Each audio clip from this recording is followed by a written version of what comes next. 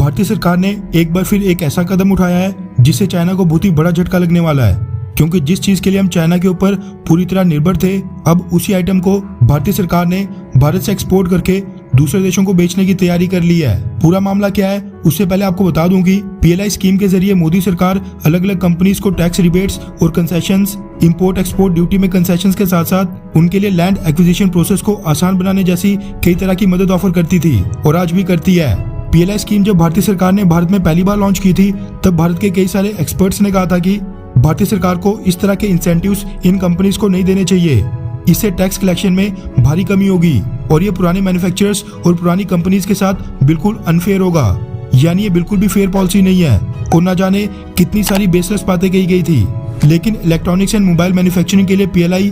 Production linked incentive scheme इतनी ज्यादा सफल साबित रही कि भारतीय सरकार अब धीरे धीरे कई सारे सेक्टर्स को इसमें जोड़ रही है।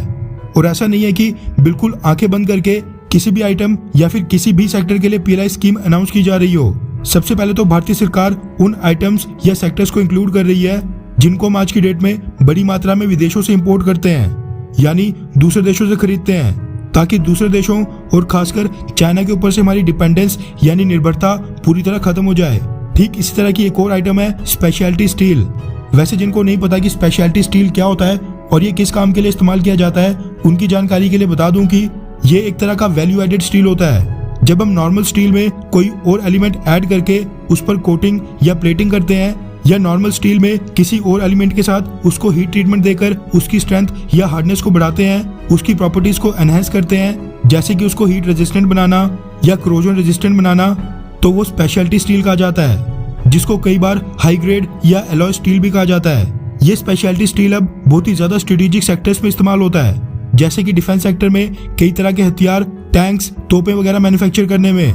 स्पेस सेक्टर में रॉकेट, सैटेलाइट्स वगैरह मैन्युफैक्चर करने में, ऑटोमोबाइल इंडस्ट्री में भी इस्तेमाल होता है, तो वही एरोस्पेस इंडस्ट्री में, प्लेन या फिर फाइटर जेट्स मैन्युफैक्चरिंग में। नॉर्मल स्टील की प्रोडक्शन के मामले में तो भारत दुनिया भर के देशों में सेकंड पोजीशन पर आता था, लेकिन जब बात स्पेशलिटी स्टील की आती है तो इसको हम पूरी तरह विदेशों और खासकर चाइना से इंपोर्ट करते हैं। नंबर्स की बात करें तो पेंडेमिक वाले साल 2020 से 21 में भारत ने कुल 30,000 करोड़ रुपए यानी लगभग $4 बिलियन की लागत के अकेले स्पेशल ग्रेड स्टील इंपोर्ट किए थे। लेकिन अब भारतीय सरकार ने इनके इंपोर्ट्स पर पूरी तरह रोक लगाने का मन बना लिया है, क्योंकि अब आखिरकार पीएलआई स्कीम में स्पेशल ग्रेड स्टील को भी ऐड कर लिया गया है। रिपोर्ट्स के मुताबिक भारतीय सरकार ने स्पेशल ग्रेड स्टील को पीएलआई में इंक्लूड करके इस सेक्टर के लिए 6,322 करोड़ रुपए तक के इंसेंटिव्स देने का ऐलान किया है, जिसके बाद अब अनुमान लगाया जा रहा है कि इस फील्ड में अगले कुछ ही सालों के अंदर 40,000 करोड़ तक की इन्वेस्टमेंट आएगी। साथ में ये भी दावा किया जा रहा है कि अगर स्पेशल ग्रेड स्टील की पीएलआई स्कीम पूरी तरह सफल साबित होती है